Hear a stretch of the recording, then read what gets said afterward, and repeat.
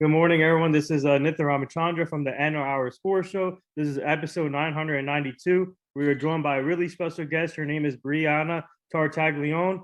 Go follow her on all social media formats. This woman is really inspiring. She's a counselor. She's a podcaster. She's a teacher. She helps out everyone in the world right now. And man, she is really, like I said, inspiring. And she's doing a lot of big things with her business. And we are live on iHeartRadio, Spreaker, Spotify, and all the podcast platforms. And fans, please tune in on Spreaker. You can ask questions to Bree today. And like I said, Bree, thank you for joining the show. It's truly an honor, and your resume speaks for itself. And tell everyone how you're doing today. And we finally made this happen. Yeah, well, Nathan, thank you so much for having me. I'm really excited to be on, and I'm doing well so far. So we're starting the new week, starting Monday strong, getting out a great conversation. So yeah, things are going well. I'm excited to do this with you. Oh, I forgot to mention, she's also a developmenter too, with the workshop and everything. So I got to put that out yes. there. Mm-hmm. That is very true. Yes. Yeah. So Bree, tell us a little bit about yourself. Tell our fans if they don't know about you. When did you get started into like podcasting? And obviously, motivational speaking is a big thing now too.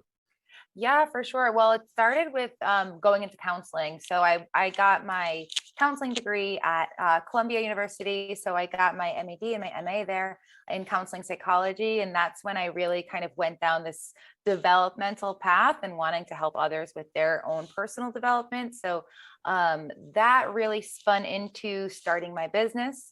I also had something really personal medical experience that happened to me that sort of flipped my life on its head right after grad school. So those two things combined really pushed me into building my own business and wanting to do it based on personal development, really helping people thrive.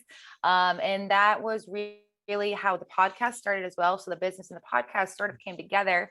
And the podcast was at first me telling my personal journey and experience, and really that medical journey that I went through. And that transitioned into wanting to hear others' stories of personal development and how that has led them down a path of a purpose-driven life. So that's really sort of the inception of the podcast and the business all in one.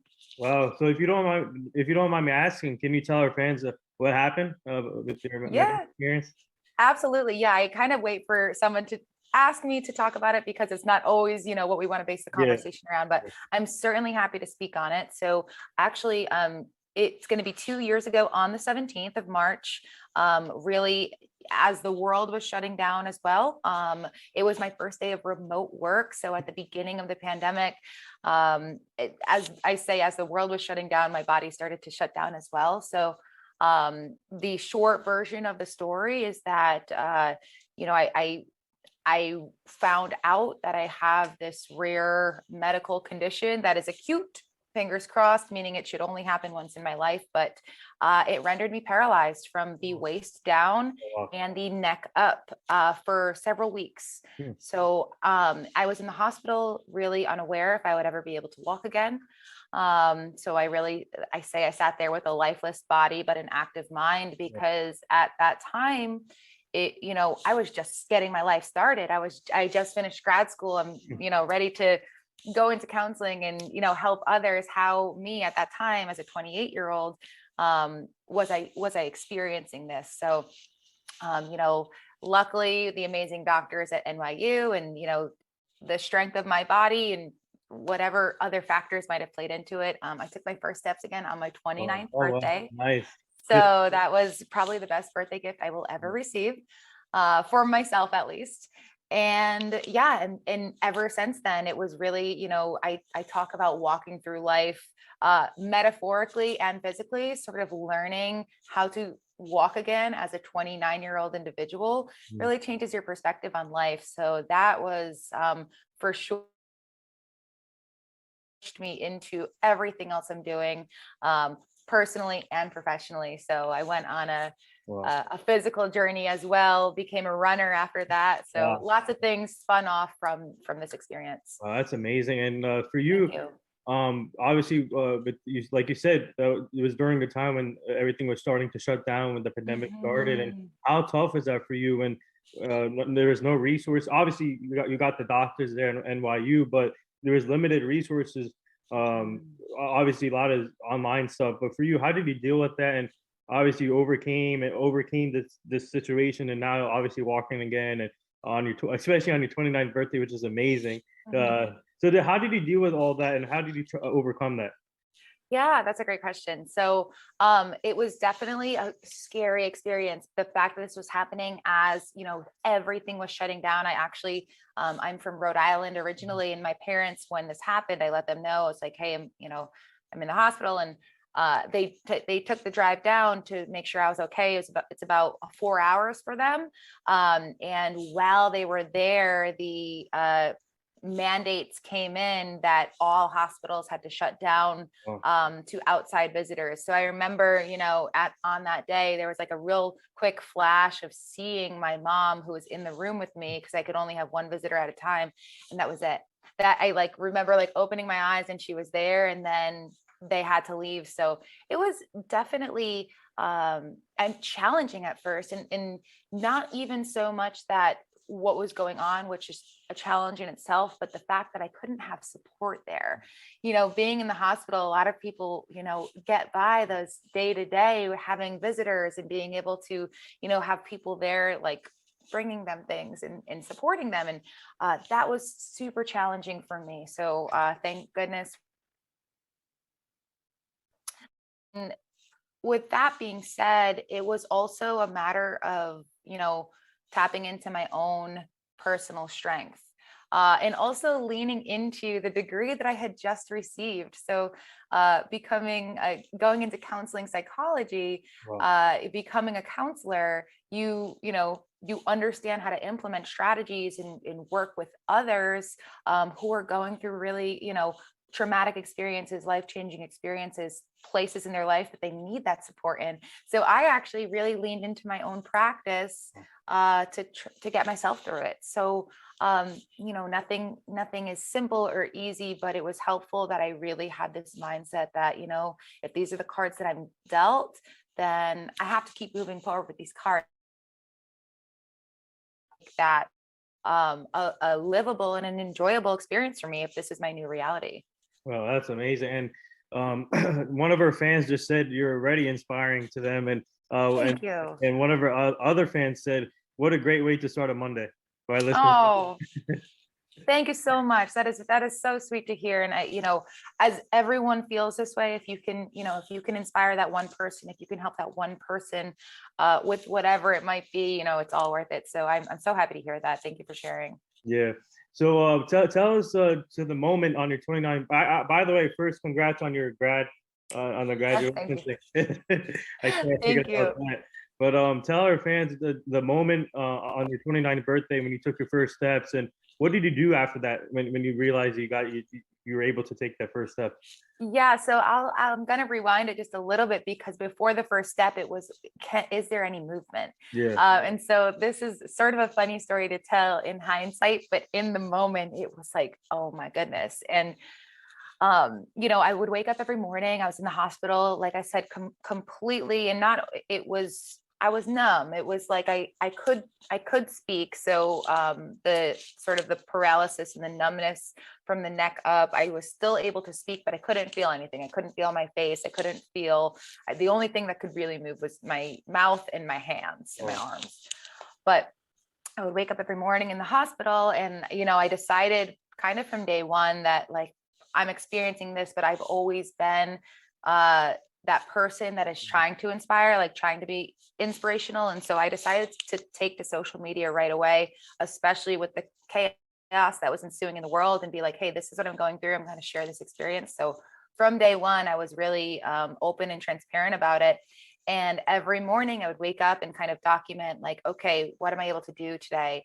And the first 4 mornings was nothing. And on the 5th, that was when I woke up, and it was always my legs first. I would try to lift my legs, and there was no movement. And then on the 5th morning, I was able to, fraction of a millimeter, was able to wiggle my toe. Wow. And it's funny, in hindsight, that was my mustard seed. That was the moment for me that I felt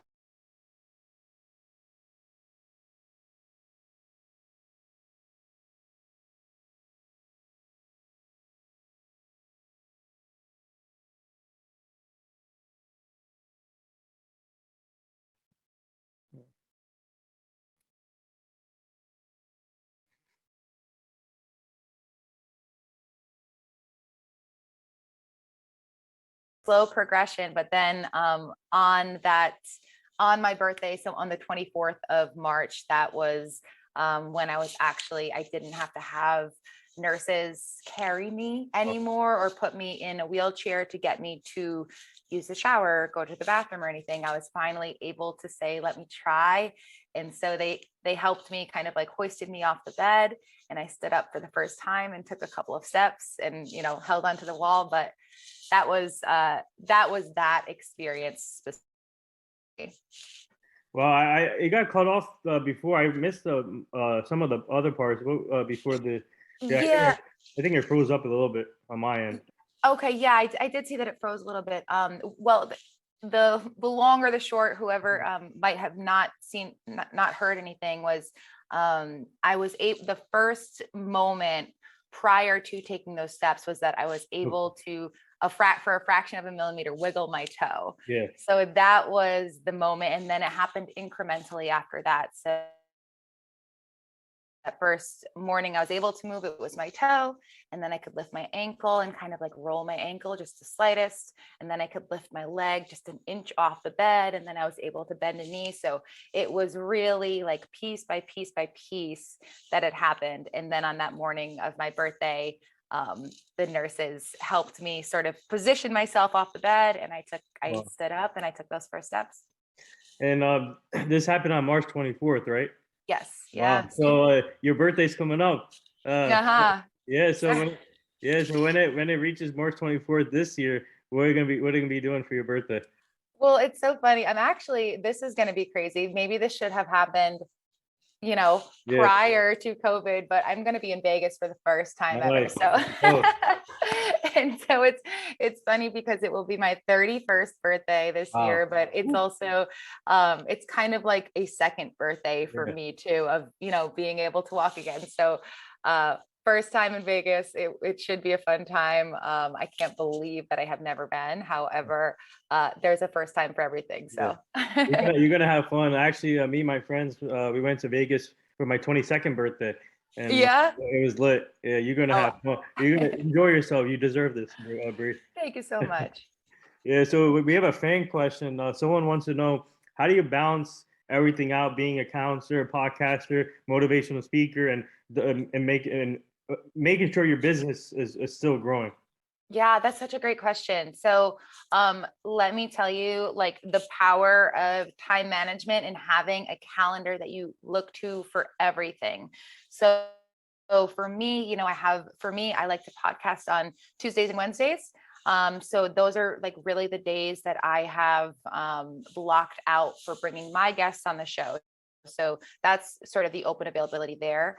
I have other work that I do on Thursdays and Saturdays. So those days are blocked out for business work specifically.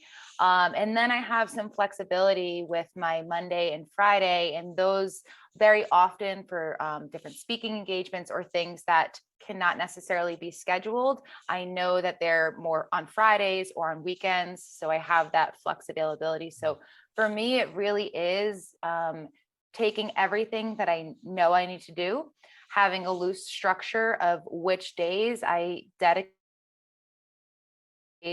for when I dedicate time for each specific thing.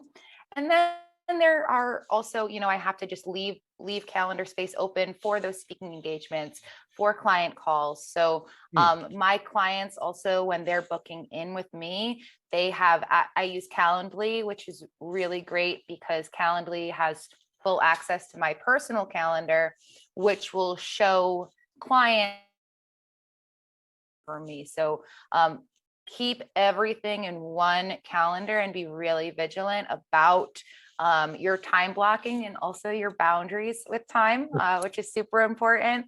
And then you can really go from there. Wow. Yeah. So for you, when it comes to your podcast and like motivational speaking, your workshops, are you planning on maybe like partnering up with like sports teams eventually down the line, or?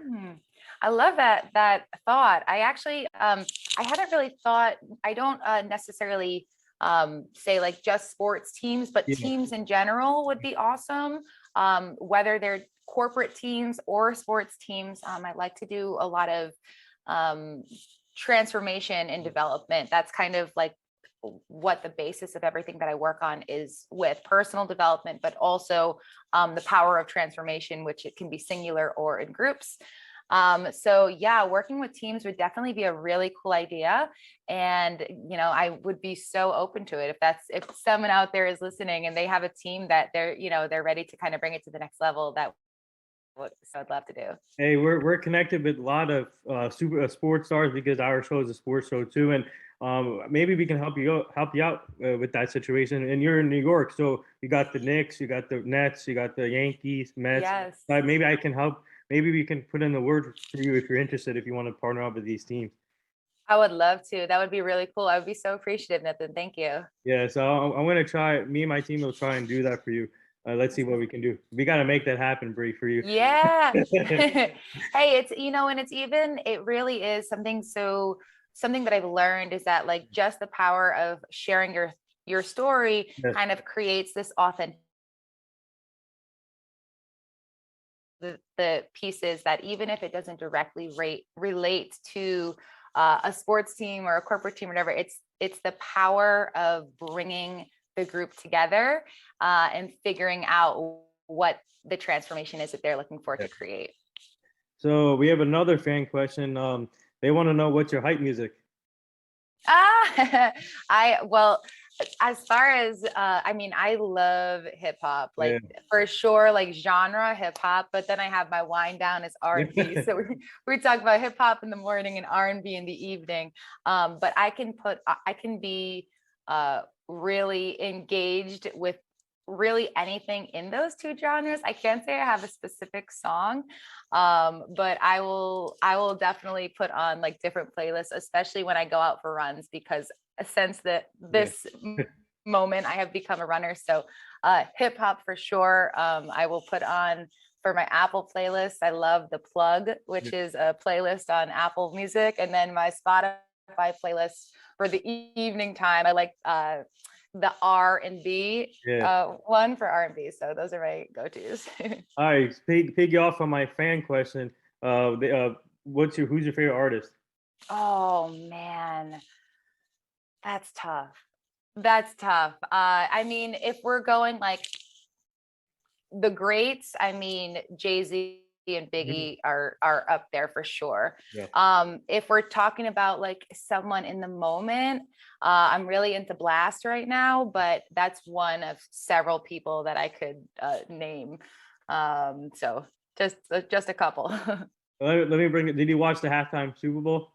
Oh yeah. What do you thought? Yeah. What's your thoughts when bringing everyone back from the old days? I loved it. It was so funny because, again, here I am 31. So me and the party that I was with, we were all super hyped. And then you see all the the memes online where it's like, all the millennials all excited that they brought out some of their hip hop artists, realizing that we're the old school people now and we're not the youngest generation anymore. Yeah, Mary J. Blige, she still got it. Kendrick Lamar is one of my favorites. Eminem, obviously. Dr. Dre, man, great, just unbelievable. The whole setup, it really was. It was such an awesome halftime, at least in my opinion. Yeah. So when it comes to your speaking engagements and when you speak in person, obviously, before I go ask you that, let me ask you, how tough is it for you? Not when the pandemic was really bad in the beginning. How tough is it for you not able to go to these speaking engagements? Yeah, well, I can say that it actually, with speaking engagements, it didn't really start for me until, into the pandemic, since this situation happened to me at the beginning and it took a while. I actually didn't incorporate my business or become a business technically until December 2020. So last year was really very much about like building out the models for my business and figuring out how I was actually going to become a real business other than just putting LLC at the end of, a name that I created. So I wasn't doing speaking prior to the pandemic, so I can't necessarily speak to that, no pun intended.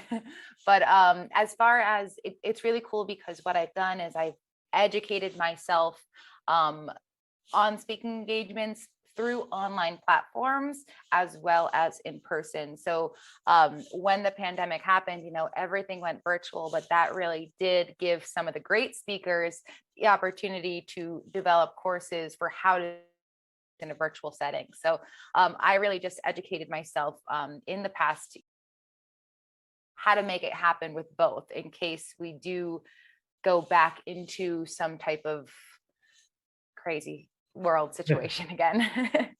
Yes, and speaking of those speaking engagements, what do you try and learn? What do you try and get out of that speaking engagement? What would you say the most inspiring story you have heard from another person? Oh man, that say that one person specifically that I've actually worked with her on my podcast as well. Her name is Darcy Loma, and she is a coach who, I mean, like a coach of coaches, but she went through, a transformative experience with her family that, that something happened with her family that upended everything. And, it's not my story to tell, but she's incredible. So Darcy Loma, if you look her up, Luma, she is truly an inspiration for me. Yeah. So I want to ask you about how grateful are you to be in this position? Obviously, now you're able to run again, and what's it like to be able to run again now? I'm gonna make sure. I think we might be a little bit frozen. Oh, okay. Yeah, can you hear me? I can hear you. Can you hear me? Yeah, I don't know what's going on here. This awesome. is crazy. But that's okay. Hey, we roll with it. I did hear. I did hear the question. So, well, ironically, I actually despised running prior to the experience I went through. So I became a runner out of the medical experience. So, and it's amazing. I absolutely love it. And when I tell you I despised it, like I know many people do not like to run. I was in that space. I had never run more than a 5K prior to everything. And now for me, running is like meditation. I run to know that I can, but so it's very liberating for me. And it really, just that motivating piece in general, just like to get out there to move my legs because I have the ability to again, that changes the perspective. It doesn't feel like physical activity for me. It feels like something that I just like, that I thrive off of doing daily. So it feels amazing. I can say though, that I also, last year, like after everything happened in 2020, I started walking and then transitioned to running and ran just about every day for the full year. But what I realized was being here in New York City, and I was in Boston before, so I can't complain. I've been in New England or New York my whole life, but the cold was unbearable for me. So these past couple months, I actually took time from December through February to not run and sort of just keep going to the gym and lift. And so I just got back into running now that the weather's getting nice again. And it feels just as good as it's always felt. Yeah, so we have another fan question. They want to know when it comes to your podcast, what's the most funniest guest you had on your podcast? Oh man, I have had an array of guests for sure. The funniest guest. Oh man, let me think. Let me just, can I actually just say this wasn't necessarily the guest, but a story of a funny story that happened with the podcast. So I will record in studio in Midtown Manhattan. So I have a team there. I have an audio and video team. So when I record, I'm looking through the screen of my audio producers on the other side. Wow. And so this one, just a month back, and it was a great conversation. We made it to the end of the conversation. We were really just winding down, and then out of nowhere there is this really loud snorting noise that also and I see my audio producer look at me through the screen. I'm going, like, what was that? And I try, because I'm on camera, so I'm trying not to make a face. And then she's like, oh my goodness, I'm so sorry. Her little dog who was sleeping next to her and started snoring. But we laughed because I've had I've had dogs just enter into my podcast conversations more times than I can count. That's crazy. It That's, was so funny. yeah. So speaking of your podcast, your studio's lit. I saw the pictures on your Instagram. Thank It's you. amazing, and you have a nice setup. And maybe I have to come down there one day to visit your studio. Maybe we can do a live show there one day. That'd be awesome. Yeah. So speaking of the studio, what's it like having that studio and having it like I said, I have a team around me too. So it's Mhm. really important when you have like a show or a podcast to have a team behind you where they can help you behind the scenes or help you post stuff because obviously there's some days maybe you'll be busy or you got other things to do. Same thing with me. So my team is amazing. So what's it like to have your team there and in a studio where you can trust them in the studio? They're so awesome. I mean, it's so important that like to have a team of people that you can trust. So the team there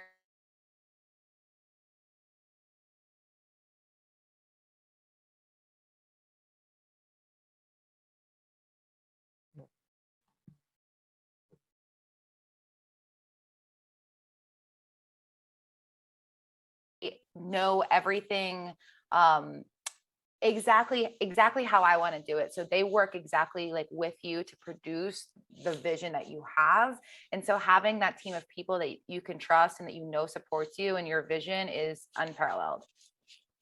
Yeah, I think it froze up again. I don't know. I couldn't. It's We okay. missed the other part. That's okay. Totally okay. No, I was just saying that uh having that team behind you, having a team that supports your vision and also knows exactly what you want and can help Yeah. curate that for you is unparalleled. Like you have the people who like I know I'll come in and they'll have everything set up and ready to go. They have my mic the way set up that how I want. They know that I'll wear headphones if I'm doing a Zoom call, but they won't plug into headphones if I have a guest in studio because we don't need to, we're having that face-to-face conversation. They set up my exactly how I want. Like they just, they curate the experience to make sure that I just get to go in and podcast and Hmm. have my conversation. And so again, having that team behind you that really does support your vision and wants to put together that vision for you is unparalleled. Yeah. So one of our other fans want to know, are you planning on writing a book about your story? I love that question. I am. Yeah. No, a book is it it's one of those things, at least for me, I'm working on it on the back end as I continue to do everything else in the forefront. But it is the cornerstone of my work. It feels like it's the cornerstone of this part of my life. And writing a book about it is for sure in the cards for me. And at this point, what I'm doing right now is I'm really drafting chapters that fit with the work that I'm doing and eventually going to string it all together. But it's tough to plan out a book. I've taken some courses on it. I've done some research. I've had some, and I would say for me, it's really the planning of making sure I'm inserting my story in the appropriate places that it also has impact for others with counseling principles, coaching principles, different Mhm. factors that come into it. So it's weaving those two pieces together that I'm in the process of now. Yeah. So I want to go back to your running. Obviously you're in New York, and Mhm. every year they have these big marathons. So are you planning on training for like the New York Marathon or any kind of marathon? I love that you asked that question. So Yeah. I have not yet done a marathon. I absolutely would love to. The New York Marathon would be incredible.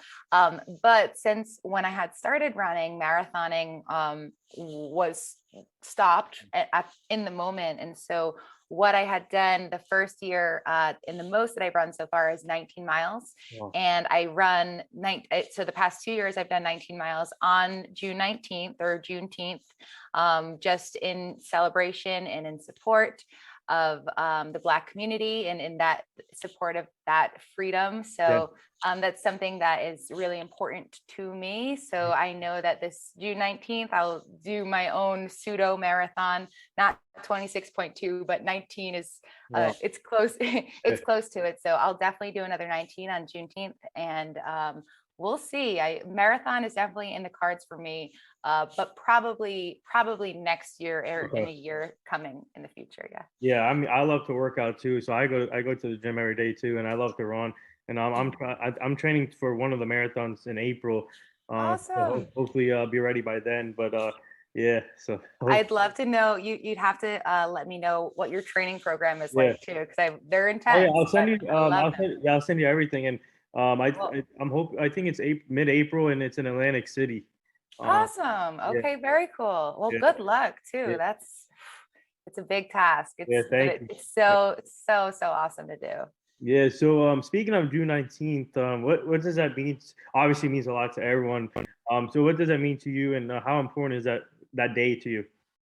Yeah, so for me, I think that it just the importance of that day is it's celebration of Yeah. humanhood. It's celebration of, the liberation of everyone, not just the few.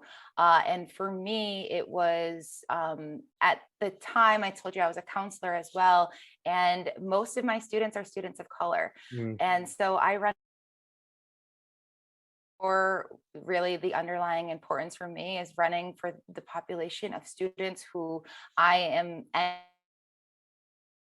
to know that I support them in that way as well. So, making sure that I am an ally and I can always be an ally and continue to just, I guess, show that representation mm. for the Black community and communities of color. Wow, that's amazing. Mhm.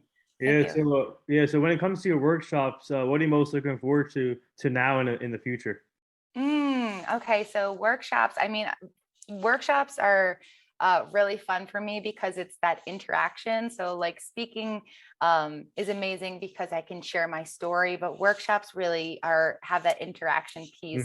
Hmm. So, I'm actually right now I'm in the process of putting together a retreat. So it won't just be a singular workshop, but it's actually going to be a 5-day retreat event where I'm going to get together a very small group of people to really kind of do this intimate transformational development retreat with a small group of women. So also if anyone's listening and they could be interested in that, I would love for them to reach out to me and I would get them more information. But I'm super excited about that. That's going to be happening in the summertime. Wow. So that is for sure what's on the radar, what's really taking up a lot of my time as well as far as workshopping. Yeah, we have another fan question. They want to know what's that one quote you live by? Ah, well, the quote that I live by is actually the quote that I have made the mantra of myself business, and that's buy into the possibility of you. Hmm. And it means so much to me because a lot of the foundation of the work that I do is based on understanding what limits us from not being able to be the best version of ourselves, not being able to self-actualize. So those limitations that we put on ourselves, whether it be we don't have the confidence or we don't think we're capable or whatever those might be, I use the saying, buy into the possibility of you, because if you can understand that there is possibility outside of the limits that you place in your life, then you can incrementally work towards that possibility to make it reality. Oh. So when you buy the possibility of you, you really are taking the first step into changing your life. Yeah. So also you're a dancer. So Yeah. I gotta bring this up. Are you back dancing again? For fun, yes. Yeah. I wish I could go back. I don't know. I haven't done anything super structured or competitive in years, but my whole life I was a competitive dancer. So even through college, went right through. So dancing now it's one of those things that I will dance if I'm just standing up and thinking. Like I'll be at my whiteboard writing and I'll be moving. So dancing is always will forever be a part of my life. It is leisure or competition based. Yeah. So for you, what's it like now? What's it like helping these young people out, and especially being a counselor, and what's that been like for you, helping young people, or not only young people, but like all people? Yeah, of course. So, I mean, I love what I do.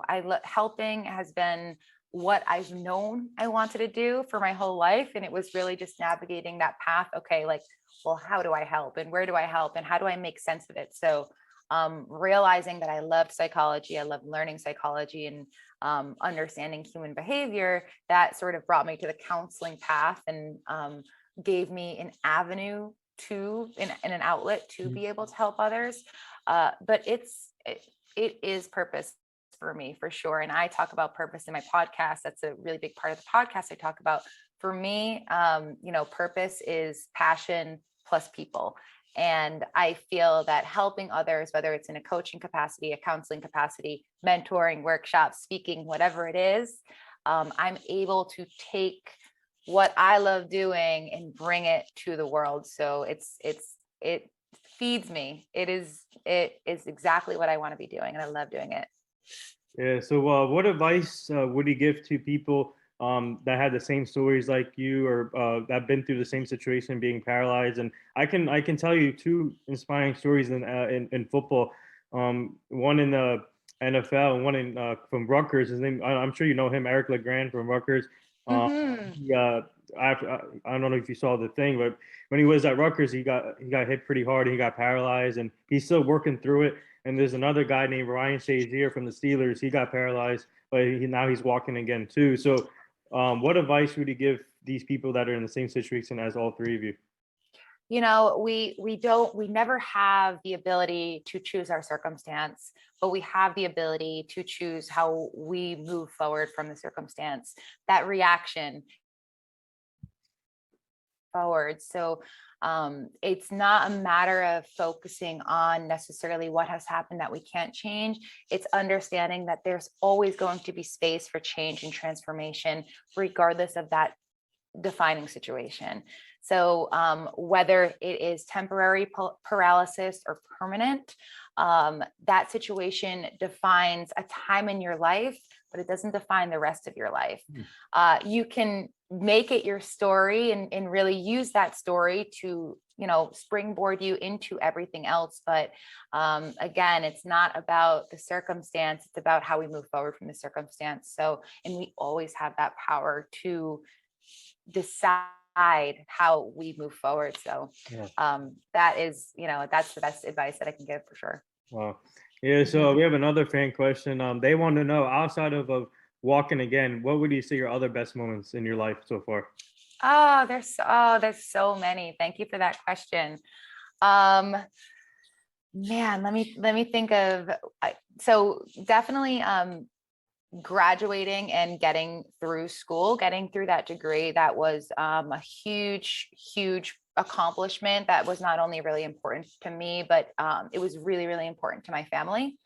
And my parents, actually, while I was in grad school, just a couple years prior to my changing experience, went through very serious life altering experiences as well, where when I was in school, I didn't actually know if either of them would make it through. And this was in a matter of 6 months that one of them got really sick and the other got really sick. And then they both had their recovery process. So the fact that happened at the beginning of grad school and me going to grad school was so incredibly important for them. And that, God willing, they both did make it through. Being able to graduate that counseling degree and give that to them for sure was one of the most proud and defining moments of my life.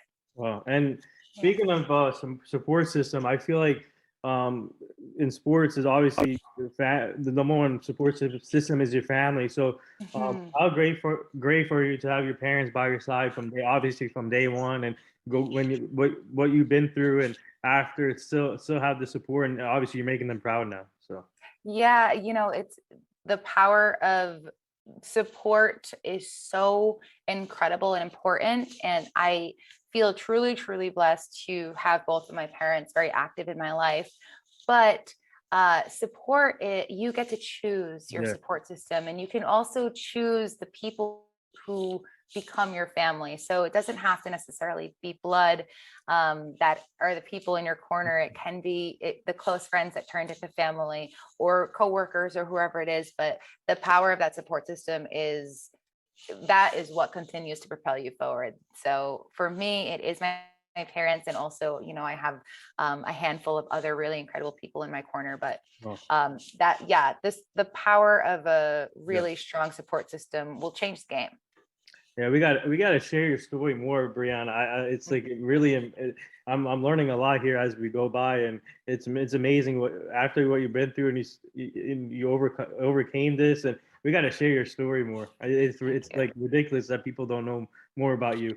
Thank you. Thank you so much, Nathan. Well, hey, I'm always happy to share. It's something that I know can really impact people, even if it's not the same experience. It could be the same lesson. So I'm always happy to Yeah. share. Yeah. So speaking of sharing your stories, what's it been like for you being on shows like this and Courtney's show, and other? I'm sure you've been on other podcasts, but what's it been like for you just to share your story like this? It for me, it feels like every time I get to share, it is re-empowering who I am and what I'm doing. Mhm. So though, at this point it's 2 years ago, every time I tell the story, I'm able to really sort of get back into that headspace and put myself in that place again. And then in retrospect, see how far I've come from that. And it just re-infuses me with, wanting to do exactly what I'm doing. So being able to share on your podcast, Courtney's, the several other podcasts that I've been on, because again, it's helpful for me, and I know that it's helping others. So it all is full circle, exactly what I hope to be doing with my life.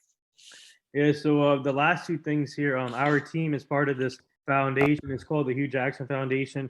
We're trying to help them prevent human trafficking, making sure the community stays safe, the kids stay safe, and it's still horrible out there what we're seeing with human trafficking. So we'll send you the foundation, Please. so you can go check it out. Thank you so much. I would absolutely love to support, and I think that that's an incredible foundation that you're supporting. So for sure, send me that information. Yeah, and the last thing here, what do you like to say? Anything to all the nurses, doctors, and all the essential workers? And would you like to give a shout out to NYU too? One million percent. I mean, to anyone who is an essential worker, to anyone who is on the front lines, obviously, there's so much that could be said. My sincerest thank you and my sincerest support goes out to everyone who is doing that incredibly hard and important work.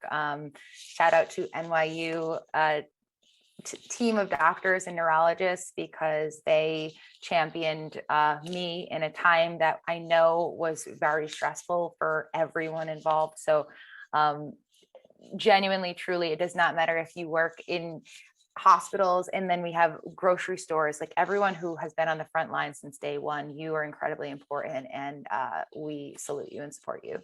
Wow, yeah, Mhm. well said over there. And before we close it out, would you like to plug anything to our fans about your podcast, about what's coming up next, and where they can find you on social media?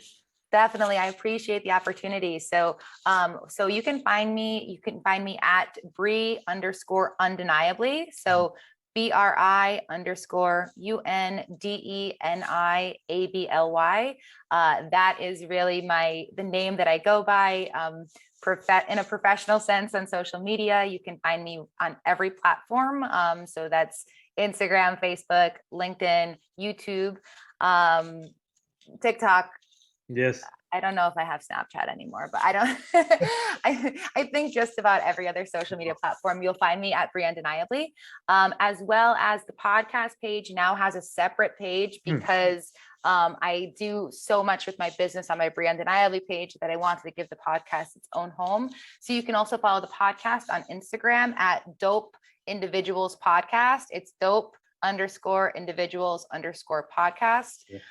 You can find the podcast as well, Deep Conversations with Dope Individuals. So go ahead, look that up. That's on all major podcast streaming sources.